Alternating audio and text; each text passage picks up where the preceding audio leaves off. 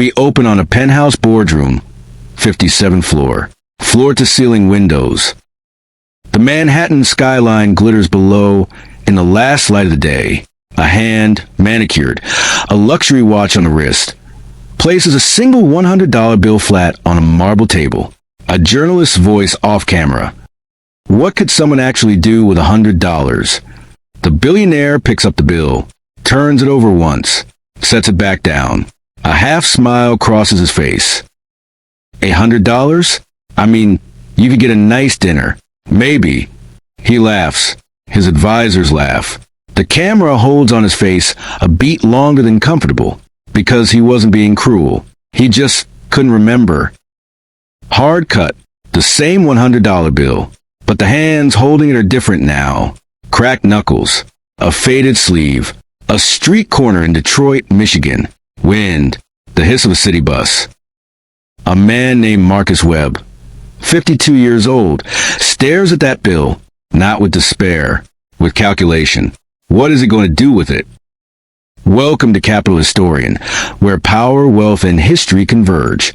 Stay with us, because what happened next made that billionaire go very, very quiet. Before we get to Marcus, we need to talk about a lie most of us have been told since we were old enough to count. 78% of Americans live paycheck to paycheck. The top 1% holds more wealth than the bottom 90% combined. The average American has less than $500 set aside for an emergency. We look at those numbers and we think, the problem is scale. That the only people who can build something are the people who already have something. We went to the streets and asked regular people the same question the journalist asked. A woman in her 30s from Chicago. What can you even do with $100? That's like groceries. Maybe. A man in his 40s from Houston. 100? Come on. You can't start anything with $100. A young woman in New York. That's not even a week of coffee. And here's the thing. They're not wrong to feel that way. That's the story we've been sold. That financial freedom has a minimum buy-in. That if you're not starting with thousands, you're not really starting at all. But what if the amount was never the point? What if the variable that actually matters is the person holding the money? We're about to prove it. Detroit, Michigan. Population, 633,000. Unemployment, nearly double the national average. And on the east side, in a shelter called Triumph House, lives a man with a story nobody was supposed to hear. Marcus Webb sits at a table in the common room. He's soft-spoken, deliberate. His eyes are alert in a way that surprises you. People look at me and they see the end of the story. But I'm not at the end. I was in the middle. I just didn't know it yet. 14 months earlier, Marcus owned a small janitorial company. 7 employees. Steady contracts with 2 office parks in suburban Michigan. He wasn't rich, but he was building something. Then came a contract dispute. Then a missed payroll. Then the kind of cascade that never looks possible until it's already happening. I lost the business in April. Lost the apartment in July.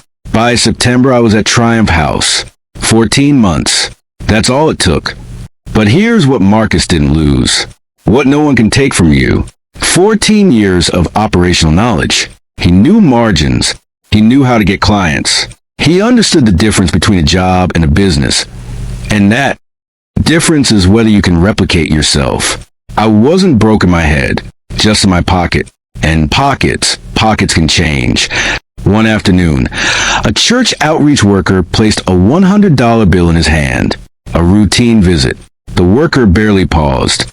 Marcus held it for a long moment. He didn't spend it that night. He sat with it, and he planned. Day 1. The next morning, Marcus walked 3 miles to a Dollar Tree, a Walmart, and a hardware supply outlet. He spent exactly $18.47. 2 bottles of degreaser, microfiber cloths, scrub brushes, a small mop, rubber gloves. He walked back, and he knocked on the door of the first small business he saw, a barbershop called Curtis's Cuts that he'd walked past every single day for 2 months. I told Curtis, I'll deep clean your shop, top to bottom, for $40. If you don't think it was worth $40 when I'm done, you don't have to pay me. Curtis paid. And then Curtis called his cousin, who owned a diner 2 blocks away. That's $40. But here's where it starts to get interesting. Week 2. By the end of week 2, Marcus had cleaned 7 businesses. Gross revenue, $280. He had spent $60 restocking supplies. Net, $220. In 2 weeks, starting from $100. Most people in his position would have bought something at that point. New shoes, a phone, something that said, "I made it back." Marcus didn't. I had a rule, reinvest 40%. 40 cents of every dollar I made went right back in. That's not discipline. That's just math. You want to grow, you feed the thing that's growing. Month 2, at Triumph House, Marcus had been watching a man named Darius. Quiet, always on time, always the first to offer to help clean up after meals. I asked Darius, "You want to work?" "Not for me, with me. We split everything 60/40ths until you're ready to go 50/50ths. He said yes before I finished the sentence. 2 men, 1 bucket of supplies. Month 2 gross revenue, $1,400. Darius later said, "I hadn't had a job in 2 years. Marcus didn't care about that. He cared about, can you show up and can you do the work? That was it. He didn't use a recruiting platform. He didn't post an ad. He used trust. Remember that. Month 4, a local Detroit news segment picked up the story. The headline, local shelter resident builds cleaning business from $100. The story ran on a Tuesday. By Thursday, Marcus had 11 new messages. 2 of them were from office managers at corporate buildings. Corporate clients, that's a different level. That's recurring contracts, not one-off jobs. I knew if I landed one, everything would change. He landed both. Month 4 gross revenue, $4,800. He registered Clean Slate Services, LLC. He opened a business checking account. And he moved out of Triumph House and into a room in a shared house. The day I signed that lease, even a room, just a room, I cried. I'm not ashamed of that. That room meant I was back. Month 8. 8 months after a church volunteer handed him $100, Marcus Webb moved into his own apartment. Clean Slate Services had 4 employees. Every single one of them had previously been homeless. On the wall of his leased office space, framed behind glass, hangs a $100 bill. That's not the original, but it's the same number. I keep it there to remind everyone who walks in. This is where we started. And it wasn't nothing. It was everything. Now, why did Marcus succeed when so many others in his position don't? The answer lives in psychology, and it changes how you think about money forever. We sat down with Dr. Anita Rowe, a behavioral economist at the University of Michigan. We showed her Marcus's story. She wasn't surprised. There's a concept called constraint-driven creativity. When resources are extremely limited, the brain doesn't shut down, it focuses. You stop considering options that aren't available to you. And paradoxically, that can make you more decisive, not less. Think about it this way. When Marcus had $81 left after his first supply run, he couldn't afford to make a mistake. Every dollar had to work. That's not a disadvantage. In certain circumstances, it's a superpower. Now here's the uncomfortable part. The part about the billionaire. Wealth over time can actually erode the muscle of resourcefulness.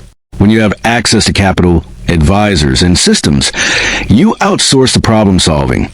You stop building that skill. You forget what it felt like when it all came down to you, which is why the billionaire laughed. It wasn't arrogance. Exactly. It was atrophy. He had genuinely lost the ability to see what $100 could be because he hadn't needed to see it in decades. Marcus hadn't lost that. He'd lost the money, the apartment, the business, but he had not lost the mental model. And mental models are the real capital. The richest asset Marcus owned wasn't the $100. It was 14 years of knowing how a business works. The bill was just the ignition. So what do we actually take from this? Not go start a cleaning company. The lessons are deeper than that. Lesson 1, start before you're ready. Marcus had no business plan, no website, no logo, no LLC on day 1. He had a mop and a willingness to move. The plan came from the action, not the other way around. Waiting for perfect conditions is the most expensive thing you can do with your time. Lesson 2. Reinvest before you reward. Every single week, Marcus put 40% of earnings back into the business. Not when it felt right. Not after he hit a milestone. From the very first $40. Compounding doesn't just work in stock accounts. It works in any system where you consistently choose growth over comfort. This is a lesson most people skip, and it's why they stay stuck. Lesson 3. Trust is a form of capital. Marcus's first hire came not from an app or a listing, but from 2 months of quiet observation. In early-stage ventures, your first people aren't just employees. They're the foundation. The wrong person at the start costs you everything. The right one multiplies you. Lesson 4. Constraints are creative fuel. No car? Walk. No phone? Use the shelters. No office? Meet clients on site. Every limitation Marcus faced forced a smarter solution. The businesses that die in hard times are often the ones that confuse having resources with being resourceful. Lesson 5. The story you tell about money changes what the money does. The people we interviewed on the street weren't wrong about the math, but they were wrong about the meaning. $100 isn't much, unless it's everything you have. And when it's everything you have, you treat it like it matters. Most of us, if we're honest, could use a little more of that. We went back to the boardroom. We showed the billionaire a 6-minute cut of Marcus's story. His advisors watched alongside him.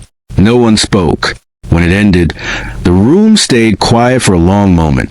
Then, I built my first company out of a dorm room with less than that. I forgot. How is that possible? How do you forget something like that? He stared at the table. Then, quieter, good for him. Honestly, good for him. Back in Detroit, Marcus's team are outside Clean Slate's first leased office space. They're laughing at something. The camera catches it mid-moment, unscripted, real. Marcus notices a lens. He smiles, shakes his head slightly, like he still can't fully believe it. $100 didn't change Marcus Webb's life. Marcus Webb changed Marcus Webb's life. The $100 just gave him permission to begin. What would you do with $100 if it were your only option? Start there.